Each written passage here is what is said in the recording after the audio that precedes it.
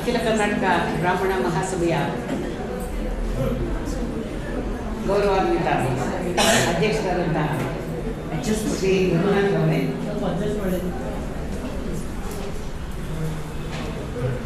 ಮತ್ತು vice president ಆದಂತಹ Mrs Ambika Ramachandra, Shri Lakshmikant and Padma Sheshavati, Dr. Rekha, Dr. Nagalakshmi, and many other luminaries who are here. ಎಲ್ಲರಿಗೂ ಮಹಿಳಾ ದಿನಾಚರಣೆಯ ಶುಭಾಶಯಗಳು. ಹಾಗೂ ನನ್ನನ್ನು ಇಂದಿನ ಇಲ್ಲಿ ಬರಮಾಡಿಕೊಂಡಿದ್ದಕ್ಕೆ ಈ ಬ್ರಾಹ್ಮಣ ಮಹಾಸಭೆಗೆ ಪ್ರೆಸಿಡೆಂಟ್ಗೆ, ಮುಖ್ಯವಾಗಿ ಪದ್ಮಾ ಶೇಷಾದ್ರಿ ಅವರಿಗೆ ನನ್ನ ಧನ್ಯವಾದಗಳು. ನಾನು ಹಲವಾರು ವಿಮೆನ್ಸ್ ಡೇ ಹಲವಾರು ಕಡೆ ಹಲವಾರು ಸಲ ಪಾರ್ಟಿಸಿಪೇಟ್ ಮಾಡಿದ್ದೀನಿ. ಆದರೆ ಈ ರೀತಿ ಹಬ್ಬದ ವಾತಾವರಣ ಇವತ್ತು ಇಲ್ಲೇ ನೋಡ್ತಾ ಇರೋದು. ಈ ರೀತಿ ಹಿರಿಯರು, ವಯಸ್ಕರು, ಕಿರಿಯರು ಎಲ್ಲರೂ ಇದ್ದಾರೆ. ಎಲ್ಲರಲ್ಲೂ ಏನೋ ಒಂದು ಲವಲವಿಕೆ, ಸಂಭ್ರಮ, ಸಂತೋಷ ನೋಡಿ ನನಗೆ ತುಂಬ it's very different from any day I have participated in. So ಈ ರೀತಿಯ ಸಂಭ್ರಮದ ದಿನದಲ್ಲಿ, ಸಂಭ್ರಮದ ವಾತಾವರಣದಲ್ಲಿ ನನಗೂ ಇಲ್ಲಿ ಇರೋದಕ್ಕೆ ಅವಕಾಶ ಕೊಡೋದಕ್ಕೆ ನಾನು ನನ್ನ ಧನ್ಯವಾದಗಳನ್ನು ಹೇಳ್ತೀನಿ. ಈಗಾಗಲೇ ಪದ್ಮಾ ಶೇಷಾದ್ರಿ ಅವರು ಹೇಳಿದ ಹಾಗೆ ಅವರು ಒಂದು ಎಕ್ಸಾಂಪಲ್ಲು. ಪೂರ್ತಿ ಚಿಕ್ಕದಾದರೂ ಕೀರ್ತಿ ದೊಡ್ಡದು ಅನ್ನೋ ರೀತಿ ಅವರು ಎಷ್ಟು ಸಾಧನೆಗಳು ಮಾಡಿದ್ದಾರೆ ಅಂತಂದರೆ, ಬಿಜಾಪುರದಲ್ಲಿ ಬಹಳಷ್ಟು ಹಣ್ಣು ತರಕಾರಿ ಬೆಳೀತಾರೆ. ಆದರೆ ಅದನ್ನು ಕೊಂಡುಕೊಳ್ಳುವ ಶಕ್ತಿ ಹೆಚ್ಚಿನ ಜನರಿಗೆ ಇರೋದಿಲ್ಲ. ಹಾಗೂ ಅದರಲ್ಲಿ ಹಣ್ಣು ತಿನ್ನುವ ಹವ್ಯಾಸನೂ ಕಡಿಮೆ. ಯಾರಾದ್ರೂ ಕೈಯಲ್ಲಿ ಹಣ್ಣು ಹಿಡ್ಕೊಂಡ್ರೆ ಮನೇಲಿ ಯಾರಿಗಾದ್ರೂ ಜಡ್ಡಿದ್ಯಾ ಅಂತ ಕೇಳ್ತಾರೆ. ಅದರ ಕಾಯಿಲೆ ಏನಾದ್ರು ಜ್ವರ ಬಂದರೆ ಮುಸಬಿ ಎಲ್ಲ ತಿನ್ಬೇಕು ಅಂತ. ಹಾಗಾಗಿ ಬಹಳಷ್ಟು ಅಲ್ಲಿ ಪ್ರೊಡ್ಯೂಸ್ ಆಗುವಂಥ ತರಕಾರಿಗಳು, ಹಣ್ಣುಗಳು ವೇಸ್ಟ್ ಆಗುತ್ತೆ. ಅದನ್ನ ಬಾಂಬೆಯಿಂದ ತೊಗೊಂಡ್ಬಂದು 15 ರೂಪಾಯಿ ಒಂದು ಕೆಜಿ ನಿಂಬೆಹಣ್ಣು ತೊಗೊಂಡೋಗಿ ಅದರಲ್ಲಿ 250, 350, 300 ರೂಪಾಯಿ, 400 ರೂಪಾಯಿಗೆ ಅವರು ಬಾಂಬೆದಲ್ಲಿ ಮಾರ್ತಾರೆ. ಅದು ನಲ್ಲೇ ಮಾಡ್ಬೋದಲ್ಲ. ಸೊ ಈ ರೀತಿ ಅಲ್ಲಿ ಹೋದಾಗ ಏನಾದರೂ ಮಾಡಬೇಕು ಅಂತಿದ್ದಾಗ ನನಗೆ ಸಿಕ್ಕವರೇ ಪದ್ಮಾ ಶೇಷಾದ್ರಿ ಅವ್ರ ಮೂಲಕ, ಅವೇಕ್ ಮೂಲಕ ಅದನ್ನು ಸ್ಥಾಪಿಸಿದ್ವಿ. ಹಲವಾರು ಮೊದಲು ಒಂದು 5-10 ಹೆಣ್ಮಕ್ಳು ಬಂದರು. ನಂತರ ಎಷ್ಟು destitute women batch by batch, ಅದರಲ್ಲಿ ಹಲವಾರು ಜನ ಎಂಟರ್ಪ್ರಿನ್ಯೂರ್ಸ್ ಆಗಿದ್ದಾರೆ. ನನಗೀಗ ಗುರ್ತೆ ಹಿಡಿಯೋಕ್ಕಾಗಲ್ಲ. ಶಾಸ್ತ್ರಿ ಮಾರ್ಕೆಟ್ ಡ್ರೆಸ್ಸು ಮಾತು ಅವರು ಟ್ರೈನಿಂಗ್ ಬಂದಾಗ ಹೇಗಿದ್ರು, ಈಗ ಇದೆಲ್ಲ ಮಾರಾಟ ಮಾಡಿ ಇವಾಗ ಹೇಗಿದ್ದಾರೆ ಅಂದರೆ ನಂಬೋಕೆ ಆಗಲ್ಲ. ಆ ರೀತಿ ಸಬಲೀಕರಣ ಆಗಿದೆ ಅಲ್ಲಿ. ಅದಕ್ಕೆ ನನ್ನ ಪದ್ಮಾ ಶೇಷಾದ್ರಿ ಅವರಿಗೆ ನನ್ನ ಧನ್ಯವಾದಗಳು. ಎಲ್ಲ ಕಡೆ ಈ ವಿಮೆನ್ಸ್ ಡೇ ಆಚರಿಸ್ತಾರೆ. ಈ ಅಖಿಲ ಕರ್ನಾಟಕ ಬ್ರಾಹ್ಮಣ ಮಹಾಸಭಾ ಇಲ್ಲಿ ಆಚರಿಸೋದು ಬಹಳಷ್ಟು ವಿಶೇಷ. ಬ್ರಾಹ್ಮಣ ಕುಟುಂಬಗಳಲ್ಲಿ ಇದೆ. ಬ್ರಾಹ್ಮಣ ಕುಟುಂಬಗಳಲ್ಲಿ ಸಂಸ್ಕಾರ, ಧಾರ್ಮಿಕತೆ, ಪರಿಶ್ರಮ, ಪರಸ್ಪರ ಗೌರವ, ದೈವಭಕ್ತಿ ಇದೆಲ್ಲ ಎದ್ದು ಕಾಣುವಂಥದ್ದು. ಇವುಗಳ ಹಿಂದೆ ಎಲ್ಲ ಇರುವಂಥದ್ದು ಮಹಿಳೆಯ ಕೊಡುಗೆ. ಒಂದು ಮನೆಯ ಒಂದು ದೇವಸ್ಥಾನ ಅಂತ ಅಂದ್ಕೊಂಡ್ರೆ ಅದನ್ನು ಬೆಳಗುವ ದೀಪವೇ ಮಹಿಳೆಯರು. ಇದೇ ಸಂಸ್ಕಾರ ನಾವು ಮಕ್ಕಳಿಗೂ ಕೂಡ ಹೇಳ್ಕೊಡ್ತೀವಿ. ಹಾಗಾಗಿ ಅವ್ರಿಗೂ ಸಹ ತಪ್ಪು ಕೆಲಸ ಮಾಡೋದಕ್ಕೆ ಹಿಂಜರಿಕೆ, ಅಷ್ಟೇ ಅಲ್ಲದೆ ತಪ್ಪನ್ನು ಎದುರಿಸೋಕ್ಕೂ ಅವ್ರಿಗೆ ಕಷ್ಟ ಆಗೋ ನೇಚರ್ ಇರುವಂಥದ್ದು.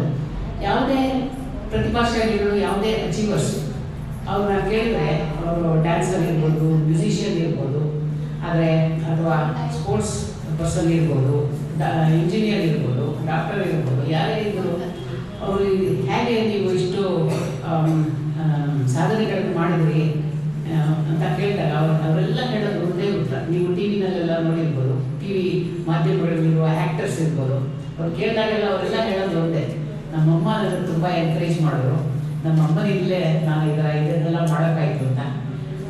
ಇತ್ತೀಚೆಗೆ ಅಟ್ಲಾಂಟಲ್ಲಿ ನನ್ನ ಮಗಳು ಕೂಡ ಆಂಕಾಲಜಿಸ್ಟ್. ಅವಳು best oncology, best doctor in Atlanta ಅಂತ ಅವ್ರಿಗೇನೋ ಒಂದು ಕೊಟ್ಟು ಇಂಟರ್ವ್ಯೂ ಮಾಡಿದ್ರು, ಒಂದು ವಿಡಿಯೋ ಕ್ಲಿಪ್ ಕಳಿಸಿದ್ರು. ಅವಳು ಅದನ್ನೇ ನನಗೆ ಗೊತ್ತಿಲ್ಲ, ನನ್ನ ಎದುರುಗಡೆ ಹೇಳಿರಲಿಲ್ಲ. ಅಮ್ಮನೇ ನನ್ನ ಸ್ಫೂರ್ತಿ, ನನಗೆ ಈ ರೀತಿ ಆಗೋದಕ್ಕೆ ಇದೆ, ಎಲ್ಲರ ಬಾಯಲ್ಲೂ ಬರೋದು. ಹಾಗೆ ಅಮ್ಮನೇ ಮಕ್ಕಳಿಗೆ ಒಂದು ಅವರ ವ್ಯಕ್ತಿತ್ವ ಭವಿಷ್ಯವನ್ನು ರೂಪಿಸುವುದು ಮಹಿಳೆ.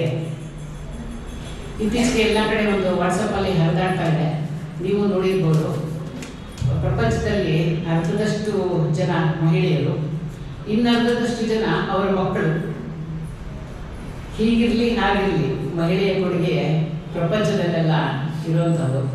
ಅದರಿಂದ ಆಕೆಯ ಚಿಂತನೆ ಹೇಗಿರುತ್ತೆ, ಆಕೆಯ ಕೆಪಾಸಿಟಿ ಹೇಗಿರುತ್ತೆ, ಆಕೆಯ ಎಂಥ ಸಾಧನೆ ಮಾಡಬೇಕು, ಮಕ್ಕಳು ಏನು ಮಾಡಬೇಕು ಅಂತ ಆಕೆಯ ಮನಸ್ಸಿನಲ್ಲಿ ಹೇಗಿರುತ್ತೆ, ಅದೇ ರೀತಿ ಕೂಡ ನಮ್ಮ ಸೊಸೈಟಿ ಕೂಡ ಅದೇ ರೀತಿ ಬೆಳೆಯುವಂಥದ್ದು.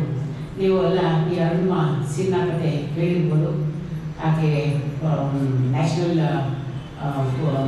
ವಾಲಿಬಾಲ್ ಪ್ಲೇಯರ್, ಫುಟ್ಬಾಲ್ ಪ್ಲೇಯರ್ ಕೂಡ. ಆಕೆ ಒಂದು ಸೆಕ್ಯೂರಿಟಿ ಫೋರ್ಸ್ ಕಾಂಪಿಟೇಟಿವ್ ಎಕ್ಸಾಮ್ ಬರೆಯೋಕ್ಕೆ ಟ್ರೈನಲ್ಲಿ ಹೋಗ್ತಿರ್ಬೇಕಾದ್ರೆ ಕಳ್ಳರು ಚೈನ್ ಬ್ಯಾಗ್ ಕದಿಯೋಕ್ಕೆ ಹೋಗ್ತಾರೆ. ಅವಳು ರೆಸಿಸ್ಟ್ ಮಾಡಿದಾಗ ಅವಳನ್ನ ತಳ್ಳಿಬಿಟ್ಟು ಕೆಳಗಡೆ ಬಿದ್ದು ಪಕ್ಕದ ಹಳ್ಳಿಯಲ್ಲಿ ಹೋಗ್ತಿರೋಂಥ ರೈಲು ಆಕೆಯ ಕಾಲ ಮೇಲೆ ಹೋಗಿ ಒಂದು ಕಾಲನ್ನು ಕಳ್ಕೊತಾಳೆ. ಆಗ ಅವರು ಆಸ್ಪತ್ರೆಯಲ್ಲಿ ಇರಬೇಕಾದ್ರೆ ಅವರಮ್ಮ ಹೇಳ್ತಾರೆ, ನೀನು ಕಾಲು ಕಳ್ಕೊಂಡೆ ಅಂತಾರೆ. ಅದು ಬೇಜಾರು ಮಾಡ್ಕೋಬೇಡ, ನೀನು ಏನಾದರೂ ಸಾಧನೆ ಮಾಡು, ನಿನ್ನ ಕೈಲಾಗತ್ತೆ ಅಂತ ಹೇಳಿ. ಆ 1 ವರ್ಷ she was bedridden with amputated leg.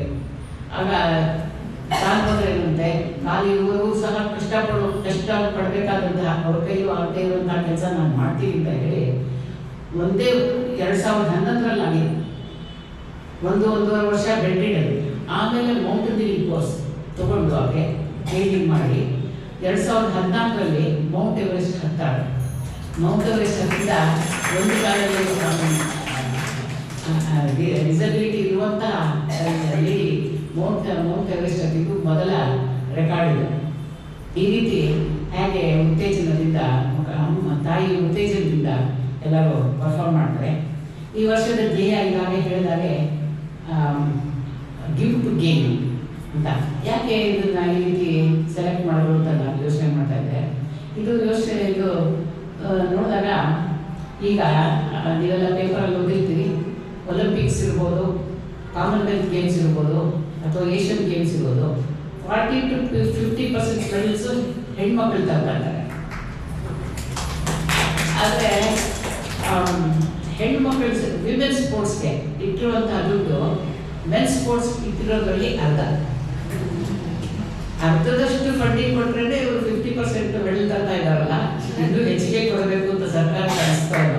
ಅದರಿಂದ ಅವರು ಇದನ್ನ ಸೆಲೆಕ್ಟ್ ಮಾಡಿದ್ರು ಅಂತ ಅಂದ್ಕೊಂಡೆ.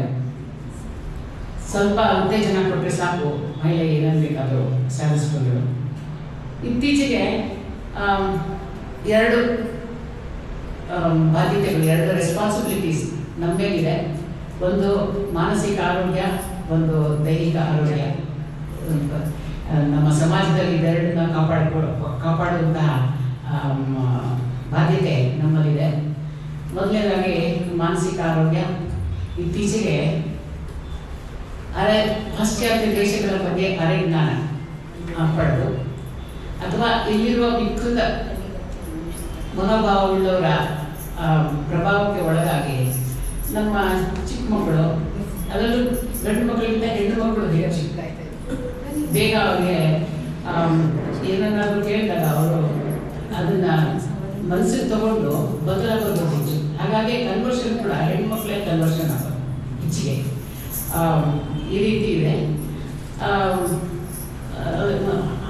ಬೇಕಾದಷ್ಟು ಈ ಸುಳ್ಳು ನೆರೆಟಿವ್ಸ್ ಕ್ರಿಯೇಟ್ ಮಾಡ್ತಾರೆ. ಅದರಲ್ಲಿ ಇದು ಒಂದು ಭಾರತದಲ್ಲಿ ಮಹಿಳೆಯರು ಭಾಳ ಪಾಪ ಹಿಂದುಳಿದವರು ಹಾಗೆ ಹೀಗೆ ಅಂತ ಹೇಳಿ ನಾವೇ ಲೆಕ್ಕ ಮಾಡಿ ನೋಡಿದ್ರೆ ನಮ್ಮ ದೇಶದಲ್ಲಿ ಪ್ರೆಸಿಡೆಂಟ್, ಪ್ರೈಮ್ ಮಿನಿಸ್ಟರ್, ಹಲವಾರು ಗವರ್ನರ್ಗಳು, ಹಲವಾರು ಚೀಫ್ ಮಿನಿಸ್ಟರ್ಗಳು, ಎಷ್ಟು ಮಹಿಳೆಯರಿಲ್ಲ.